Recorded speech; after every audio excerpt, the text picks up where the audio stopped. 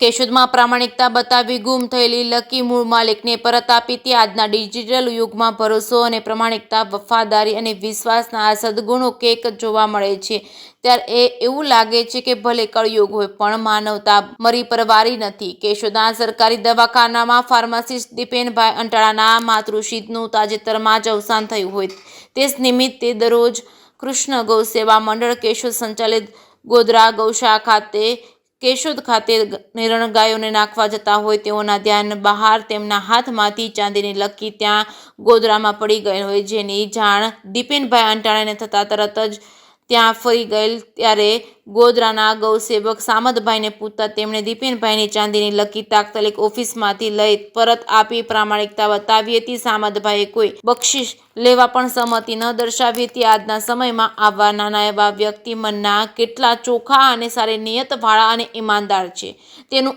આ ઉદાહરણ પૂરું પાડ્યું હતું। જેથી જેના કપડાં મેલા છે તેનો ભરોસો હજી કરજો પણ જેના મન મેલા છે તેનો ભરોસો ન કરશો તે સાર્થક કર્યું હતું। કેશોદના ગાયના ગોધરામાં આવેલ શ્રી કૃષ્ણ ગૌશાળાના ધીરુભાઈ વણપરિયા હમીરભાઈ ભેડાએ સામતભાઈની ઈમાનદારીને બિરદાવી હતી। જે કે સિંહ ગુજરાતી સાથે રાજુ પંડ્યા, કેશોદ। જય જલારામ, જય શ્રી કૃષ્ણ। ગયા અઠવાડિયે મારા મધરનું નિધન થયેલું હોવાથી હું અત્રેની શ્રી કૃષ્ણ ગૌ સેવા મંડળ કેશોદ સંચાલિત ગોધરા ગૌશાળામાં નીણ નાખવા આવેલો।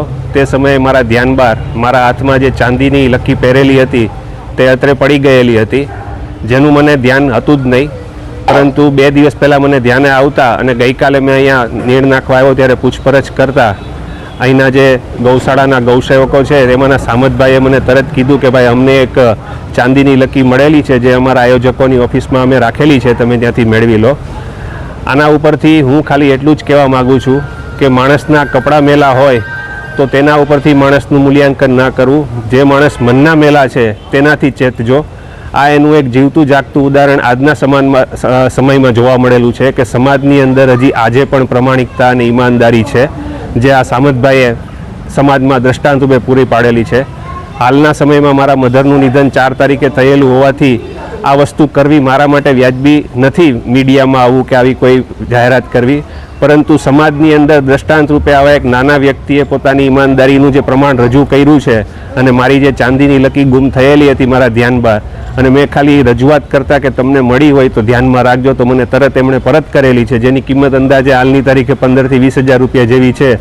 જે જાહેર કરવું જરૂરી છે અને સમાજમાં આવા લોકોની કદર થાય એ જરૂરી છે। માણસ નાનો છે કે મોટો છે મહત્ત્વ નથી, પણ તેની દાનત કેવી છે અને તેનું મન કેવું ચોખ્ખું છે એ જાહેર કરવા માટે બસ ખાલી આ જાહેરાત આપું છું, બાકી મારવામાં કોઈ અંગત સ્વાદ નથી। જય જલારામ, જય શ્રી કૃષ્ણ।